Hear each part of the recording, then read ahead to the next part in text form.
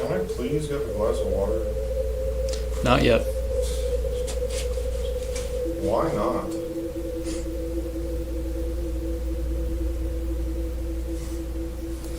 You're being gay.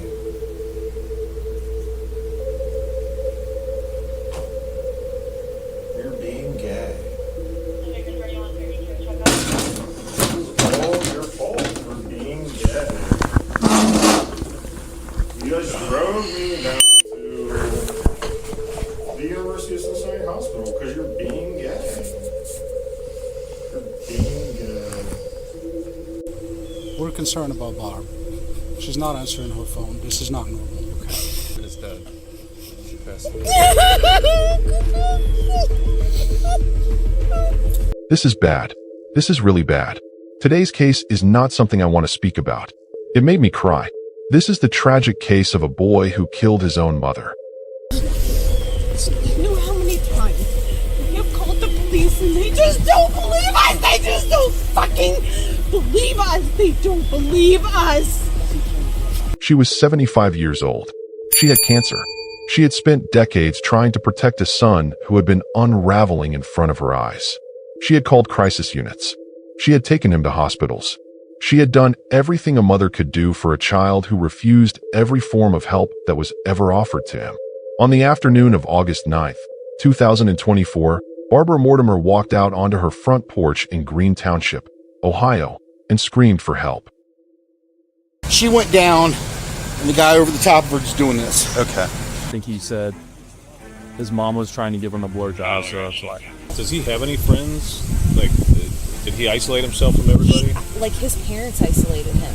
He's not allowed to be around anyone anymore.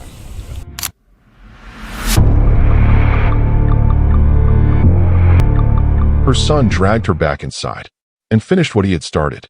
The murder lasted minutes, but the warning signs had been building for over a decade, and the people who saw them coming had tried to tell someone. Nobody listened in time. Subscribe to Beyond the Evidence right now, because this case is not just about a killing.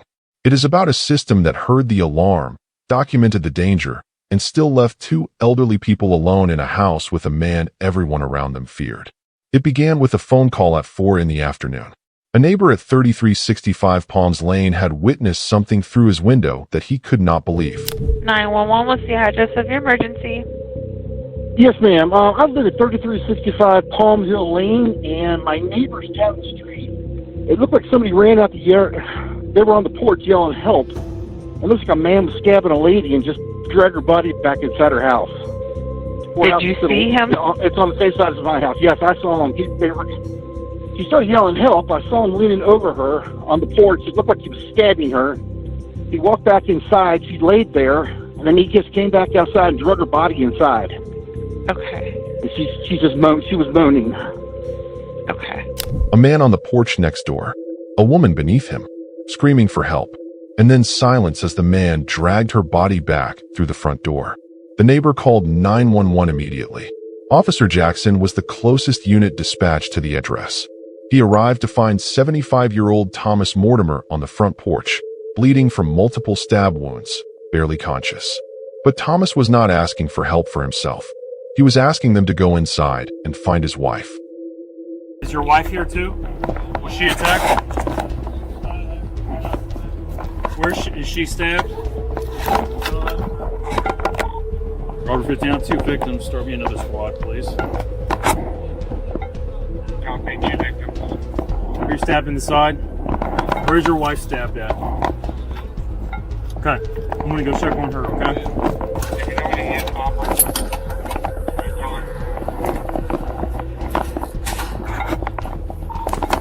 Damn, I got a female victim here inside the house as well. I don't think there's much we can do on that one. That detail alone tells you everything about who Thomas Mortimer was. Bleeding out on his own porch, still thinking about Barbara. Officer Jackson went inside. Barbara Mortimer was in the living room. Multiple stab wounds across her body. A fatal wound to the neck. She was not responding.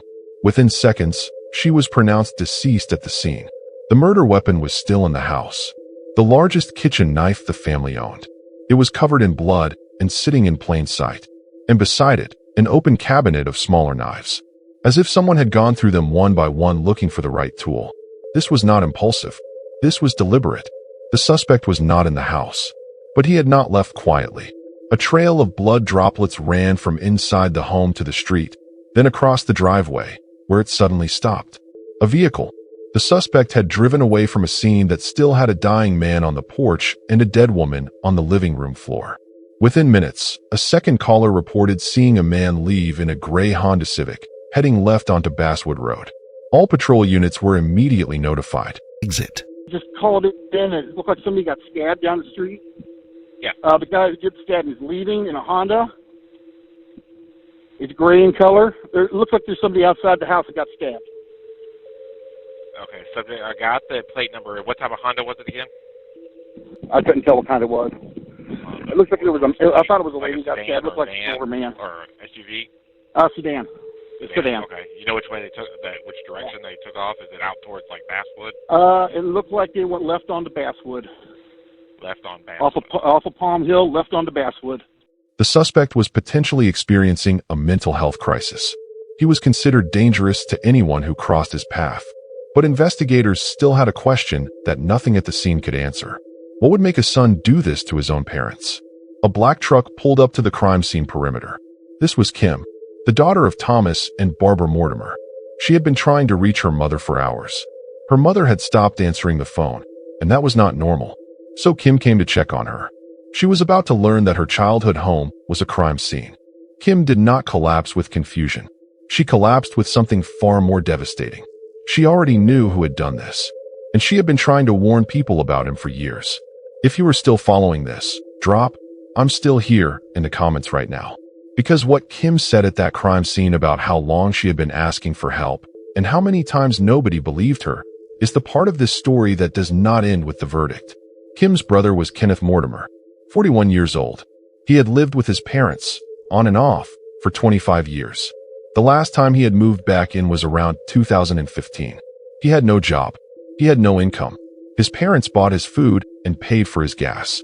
And for years, the people around him had been watching him change. A childhood neighbor who had grown up alongside Kenneth told investigators something that stopped them cold. Kenneth had once been part of a friend group. A normal kid who hung around, played outside, lived like any other young person in that neighborhood. Then, about 10 years before the murder, something shifted. And after it did, Kenneth's parents made a decision that his neighbor had never forgotten. They cut him off from everyone. No friends. No outside contact. No one allowed to visit or spend time with him. His parents had essentially walled him inside their home and hoped that isolation would contain whatever was happening to their son. It didn't. It made it worse. Kenneth's criminal history told investigators exactly how much worse it had gotten. In 2022, he was arrested in Michigan after a series of incidents involving a woman at a hotel where he exposed himself and forced his way into a room. The judge found him incompetent to stand trial. He spent 5 months in jail and 5 months in a psychiatric facility. He came home to Ohio. He did not change. In 2023, he was arrested again for exposing himself at Veterans Park. He received probation and a 93-day jail sentence. In January of 2024, he violated that probation by failing to complete required corrective thinking courses. By August of 2024, Kenneth Mortimer was living in his parents' house, unemployed, drinking heavily, and describing experiences that his parents were witnessing in real time. Experiences that terrified them. And then one afternoon, Barbara found a wet towel on the bathroom floor. She went to Target and bought a new shower curtain, and she told Kenneth she had had enough. That was the last straw. Officers located Kenneth less than 2 hours after the attack. A gray Honda Civic matching the description was found near Mount Airy Forest. Kenneth was inside, covered in blood. He did not try to run. What he said instead, before he was even fully in handcuffs, told investigators everything about the state of his mind and the weight of what he was carrying. The car at all, we read him as rights because he was already spilling stuff immediately, so. Okay. They bolted or just roll out, like. All right. Ready to rock and roll? Yeah, I'll swap out cuffs with you. All right, so do you want to hop out for me? You're just going to change your cuffs out. Switch off, did that? Same face and cuff one. If you ass motherfuckers didn't drive me down to that fucking hospital the fucking last week of January, this shit would never happen. Who the fuck were those two motherfuckers? You go ahead. Why they gotta be all that? Because they're fucking because I got injected in my fucking little bitch. Not very nice. Well, I hope you never have to experience fucking Invega. You probably never heard of it. I don't know. You probably haven't. I just hope you never have to experience Invega.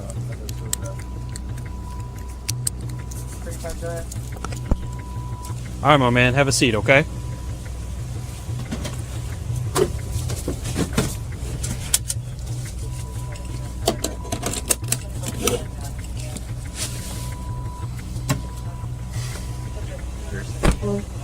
Well, he said, quoting him, I think he said his mom was trying to give him a blowjob. Well, this is a doubt. Hey, you're on one because you ran out of options. Excuse me. Yes. Go ahead, 82. Because you're arresting me for no reason. What the fuck? You obviously have a problem with me, so... Who brought you water? I don't know why you have a problem with me. Why do you have a problem with me? He was not remorseful. He was furious. He was not grieving. He was explaining himself as if the murders were a logical response to an impossible situation. That should have been the most disturbing moment of this case. It wasn't. Subscribe to Beyond the Evidence right now, because what Kenneth said inside that interrogation room, the way he described what he had done, the way he laughed when he recalled certain moments, and the terrifying glimpse investigators got into how he experienced reality itself, is the part of this case that stayed with every detective involved for the rest of their careers. Detectives took their time entering the interrogation room. They let Kenneth settle. They started slowly, asking about his background, his work history, his relationship with his parents. Kenneth was cooperative at first. He confirmed he had been living with his parents since 2015. Confirmed he had no income. Confirmed his parents supported him financially. Then detectives asked him what happened that afternoon. His answer came without hesitation. His mother had told him she was not real. He had been hearing knocks on doors that no one else heard. He had turned a corner in his own house and seen two versions of his mother standing in two different places simultaneously. He had looked at a detective in that very interrogation room and asked whether the man was real. Kenneth was not performing instability.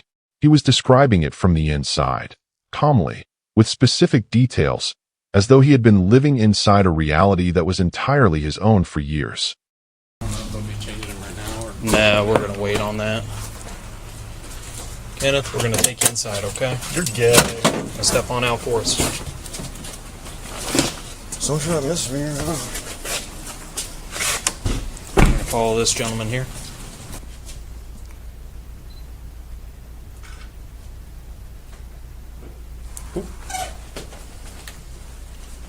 Kenneth, we're going to go over and have a seat on the bench here. Stay up. I'm going to take the cuffs off you, okay? Can I please get a glass of water? Not yet. Why not?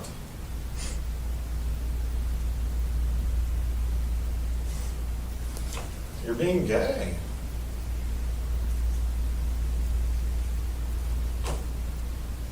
You're being gay. This is all your fault for being gay. You guys drove me down to the University of Cincinnati Hospital because you're being gay. You're being gay.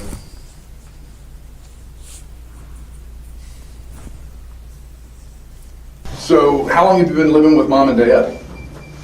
Since on and off, pretty much for 25 years, but I've been living there since like 2015, pretty much is when I moved back in.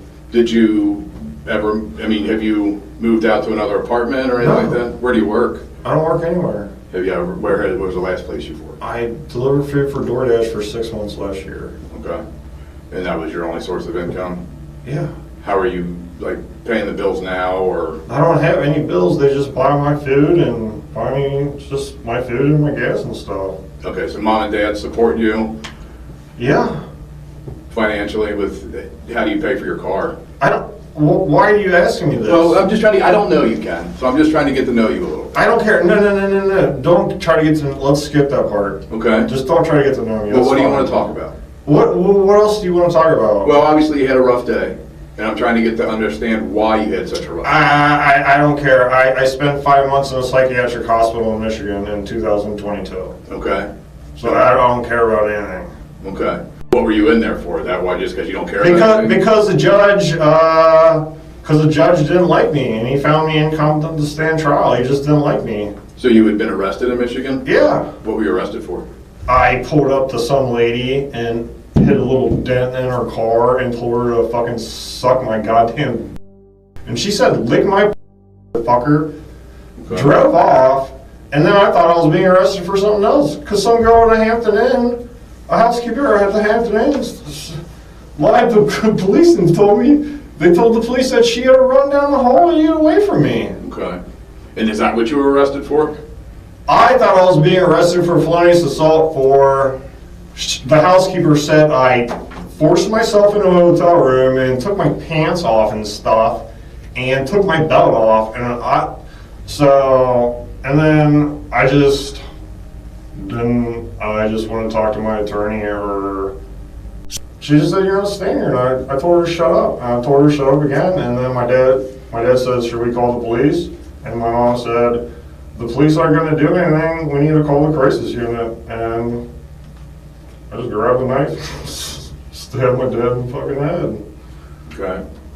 Where was Dad when that happened? He was sitting on the couch. So your dad was on the couch when that happened? Yeah. And then what about Mom? What was Mom doing when that happened? When I stabbed him, she stood up and she went, ah! I guess I just stabbed her. I don't really remember. She just started going outside and I just...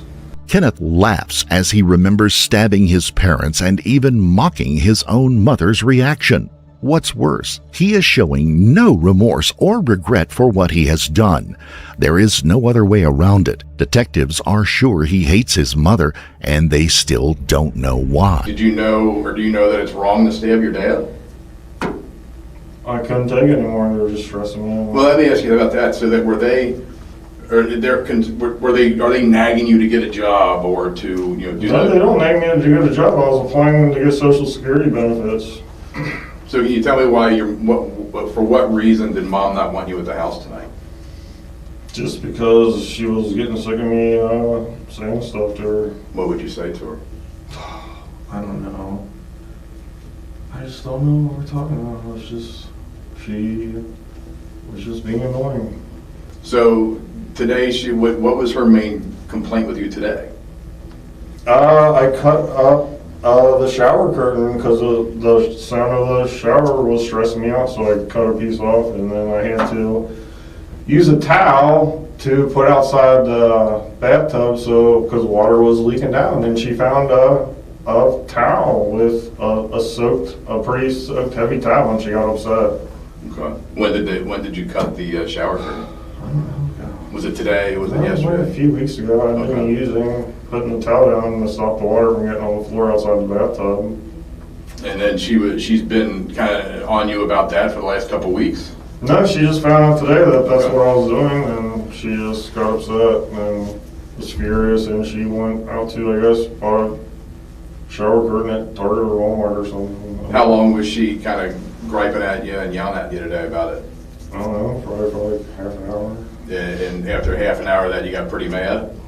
I don't remember. I just left. When did you leave? I don't remember.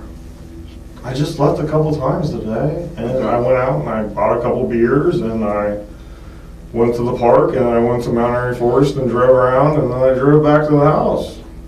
Can we cut to the chase here? I mean, what do you want to know? I want to know why you stabbed your mom. Because she told me that they were going to call the crisis unit on me, and that was the last. She told me I wasn't allowed to stay there tonight, and she said that like 4 or 5 times, and then they were getting their phones and calling the crisis unit, and I wasn't having it. So why didn't you last straw? Why didn't you want them to call the crisis unit? Because they're stupid. What do you mean? They're fucking stupid. The crisis unit is? Yeah. You haven't had any luck dealing with those folks?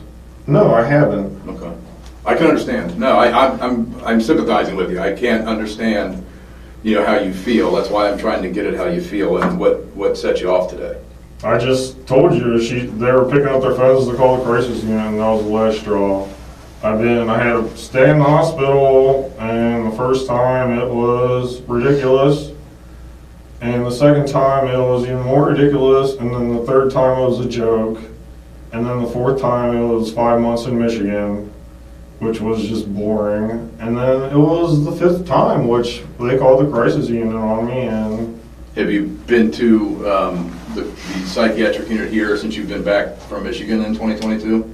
Yeah, I mean, you guys drove me down to the University of Cincinnati Hospital, and the last day of January, and pretty much the last day of January, you guys drove me down to the hospital. And you didn't want that to happen again today? Yeah, there was no way. I was dealing with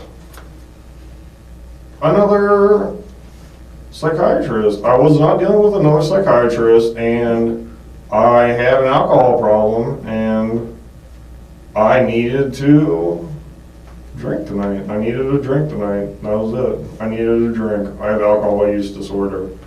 That detail alone finally explains Kenneth's attack sequences. He targeted his father first to prevent him from calling 911 or psychiatric services.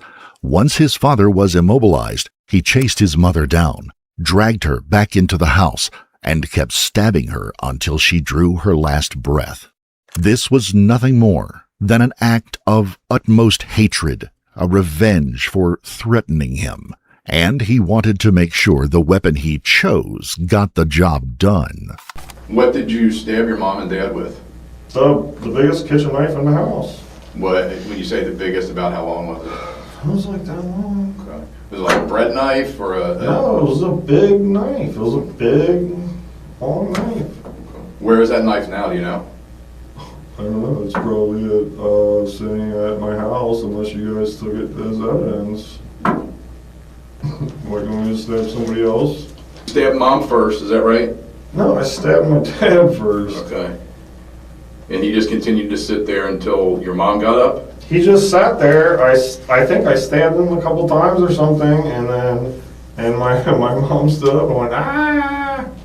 And then she tried to go to, she went out the front door. Yeah. And she made it to, what, the porch? I haven't been to the house, so. She was just on the porch, yeah. Was she sitting on the steps? Was she standing?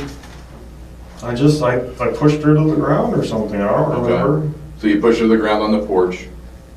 And you drug her back into the house? Yeah. Where did you drag her to? Just right inside the house, right inside the house. So when you go in the front door of your house, is that the living room or is there a foyer? There's just the living room there. Yeah, Okay. It's just a foyer, I guess, or something. I don't know. So you drug her through the front door into the porch, or I'm sorry, from the porch in the front door into the living room. Yeah. And then what'd you do? I guess I stabbed her some more, I guess. I don't know. Do you remember how many times or where? No, I don't remember. And where was your dad at that point? I think he started like walking. I think he was like in the kitchen and he just told me to stop, I guess, maybe, or something. And then he started to walk. I was like, what is he doing? He's standing in the kitchen like this. And then he walked into the TV room towards the back door and he just told me to stop, please. I just said, please stop. You're killing me. I was just like, he ended up walking out the back door. And once he walked out the back door, did you follow? No, I think I went out the front door. So you went out the front door, and then where'd you go? I just got in the car and left. Okay. Do you remember where you drove? No, I'm not talking about it anymore. Okay. But here is what detectives found even more disturbing than the hallucinations. Kenneth knew exactly what he had done. He remembered the sequence. He described it step by step without hesitation. He had told his mother to shut up. His father had suggested calling the police. His mother had said the police would not help and reached for the phone to call the crisis unit instead. That was when Kenneth went to the kitchen. He came back with the largest knife in the house. He stabbed his father first, sitting on the couch. Then his mother stood up, and when she ran for the front door and made it to the porch, Kenneth followed her outside, pushed her to the ground, and dragged her back through the front door into the living room. He kept stabbing her until she stopped moving. His father, still bleeding from the initial attack, walked to the kitchen, told Kenneth to stop, then made it to the back door and out of the house. Kenneth did not follow him. He went out the front door, got in his car, and drove away. You thought about doing this stuff before? What? Have you thought about hurting your mom and dad before? No, I'm not answering that question. Why not? I'm just not.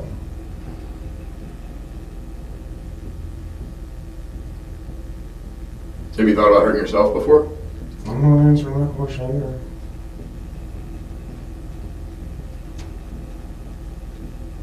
Have you ever thought about hurting anybody else? I'm not answering that question. Why won't you answer those questions? I'm just not. There's got to be a reason. No, there's not a reason.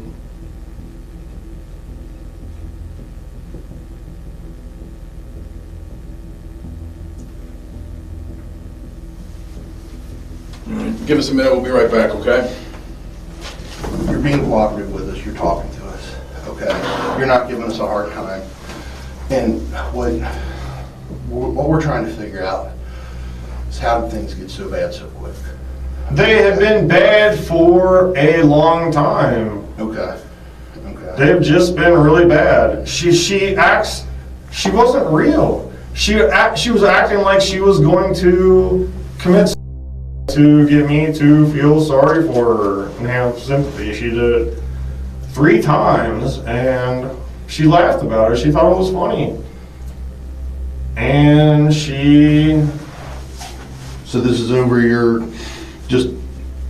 whole lifetime, over the last couple months, last years? Ever since I got back from Michigan, okay,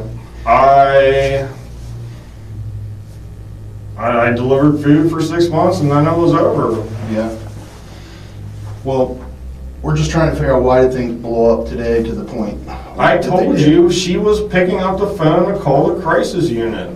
Okay, and you just weren't going to let that happen today. That was the last straw. She got what she asked for. She wasn't real. She got what she asked for and she wasn't real. What do you mean she wasn't real? She wasn't real. I don't know what to tell you.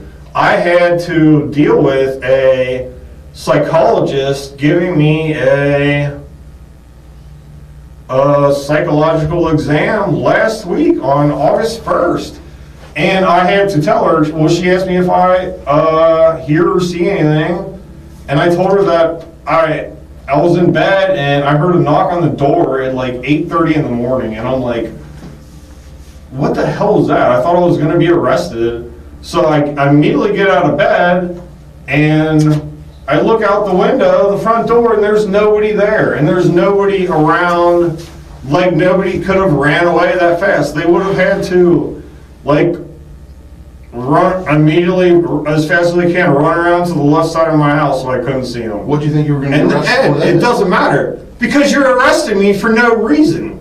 And that doesn't matter because the knock on the door, there's nobody there. I'm like, what the fuck? So I go downstairs, my mom's sitting there, and she says, I say, what's going on with this knock at the door? And she was like, I didn't hear a knock. So that's it. All right, so, and then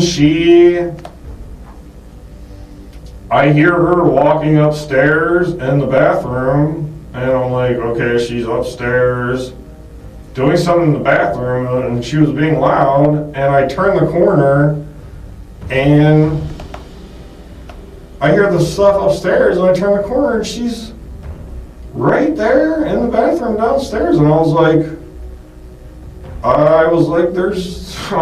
there's just 2 of her, I don't know. This is even worse than detectives thought.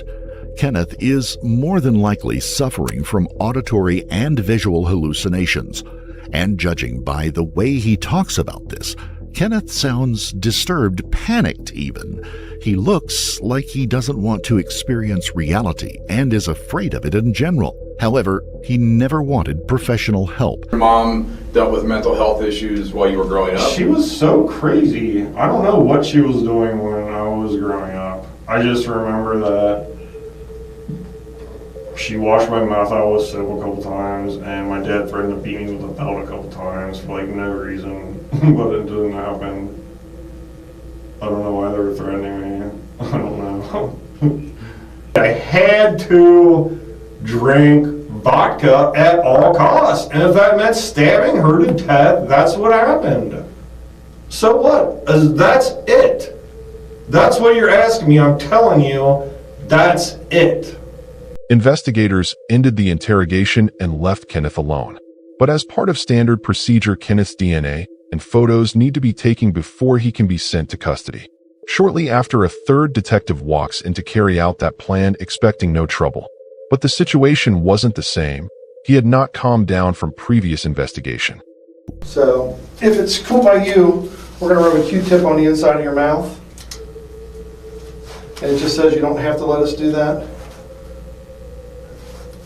Okay, well, then I'm not going to let you do it then. Okay, well, here's how it goes.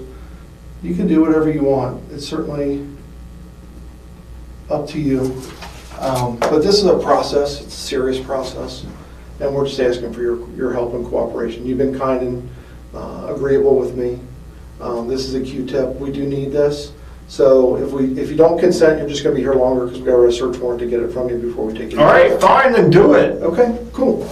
Can you do that? I don't know what your problem with me is. Okay, well, you just yelled at me. I don't know what your problem with me is. I mean, you obviously have a problem with me, so... Ken, who brought you water?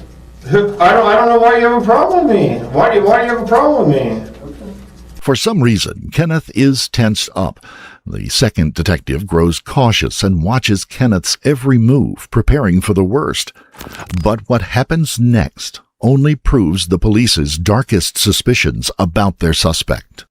What's that? Are you kidding me? I don't know what you're talking about. Are you real? Okay. Is he real? Let's try this, Ken. Can you take your left hand and put it out like this for me? Like flat down? Why does this matter? Why are you doing this? Why do you think you're here, Ken? Well, why are you saying that? Why is he saying this? Where are you from? Where's your girl, dude? Where are you from, man? Okay. Can you flip your hand upside down? Why is he doing this? The detective quickly finishes the procedure and leaves the room to stop the suspect from growing even more anxious. He said to detectives, plainly and without emotion, she got what she asked for. He said he needed a drink that night, and if getting that drink meant stabbing his mother to death, then that is what happened. The detectives had no response to that. There was nothing to say.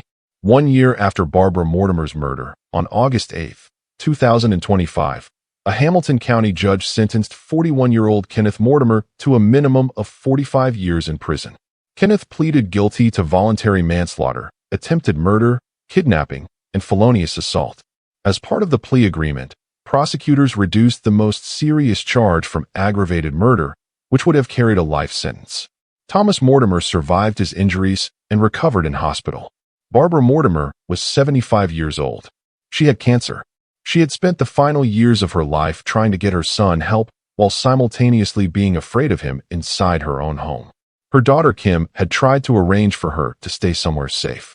Barbara had refused. She was too embarrassed. She did not want to be a burden. She went home instead. Kim told officers at that crime scene that she and her family had called police about Kenneth more times than she could count, that they had reported the danger, that nobody had believed them. The system, she said, had failed them. And on August 9, 2024, that failure had a face and a name and a kitchen knife. Thank you for watching this all the way through. It means more than you know that you stayed, because Barbara Mortimer deserved to have her story told completely and with the respect she never received from the system that was supposed to protect her. Drop the word Barbara in the comments if this case stayed with you. Like this video if you believe the warning signs in cases like this deserve to be taken seriously before someone ends up in a porch in Green Township screaming for help. And before you go, tell us this in the comments. Do you think 45 years was the right sentence for Kenneth Mortimer, given his documented mental health history? Or do you think the system failed in a different way by allowing him to reach this point at all? Tell us your opinion below. Subscribe to Beyond the Evidence. New cases every week. The headline is never the whole story. This channel exists to tell the rest of it.